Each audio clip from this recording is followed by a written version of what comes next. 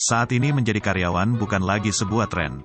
Banyak karyawan yang kemudian keluar dan akhirnya memutuskan untuk mencari jalan hidupnya sendiri dengan membuka sebuah bisnis. Usaha atau bisnis bisa dijadikan ladang investasi yang sangat berharga saat ini. Tetapi tentu untuk menjadi pengusaha bukanlah perkara yang mudah, apalagi jika kamu belum bisa merekrut karyawan karena terhalang beberapa faktor. Tetapi kami mempunyai beberapa tips yang bisa kamu ikuti jika ingin membuka bisnis tanpa merekrut karyawan.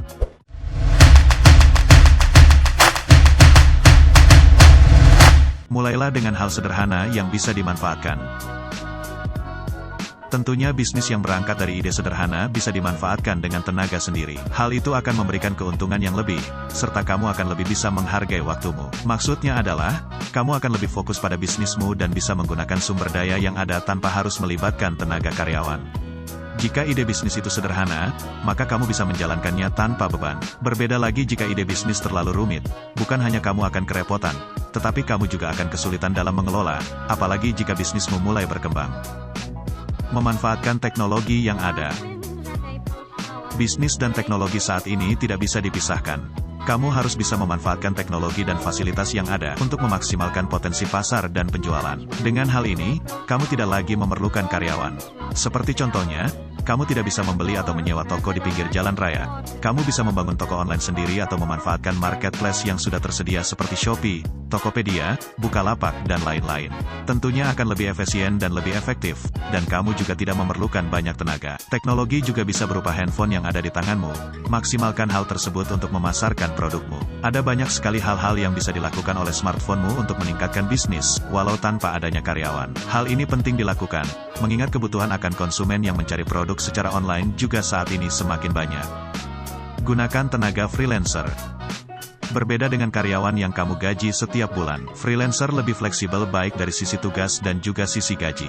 Jika bisnismu semakin berkembang dan kamu belum mau untuk menggaji karyawan, manfaatkanlah jasa freelancer dan hal itu akan lebih menguntungkan. Freelancer bisa dibayar lebih murah, dan tentu kamu hanya cukup mengawasi dari jauh saja. Jika kamu memiliki toko online, ajaklah freelancer untuk menjadi admin di mana jam kerjanya bisa disesuaikan, dan begitu juga dengan bayarannya.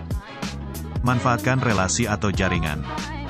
Bisnismu harus terus berjalan. Meski tanpa karyawan pun kamu bisa dengan cara memanfaatkan jaringan atau relasi yang ada. Teman, saudara, teman medsos dan lain-lain. Semakin banyak relasi, maka akan semakin banyak kesempatan untuk meningkatkan bisnismu. Kamu juga bisa mengikuti event-event tertentu, baik yang bersifat lokal maupun nasional agar produk kamu semakin dikenal di pasar yang lebih luas lagi. Hal ini akan meningkatkan penjualan serta sebagai ajang untuk mempromosikan produkmu.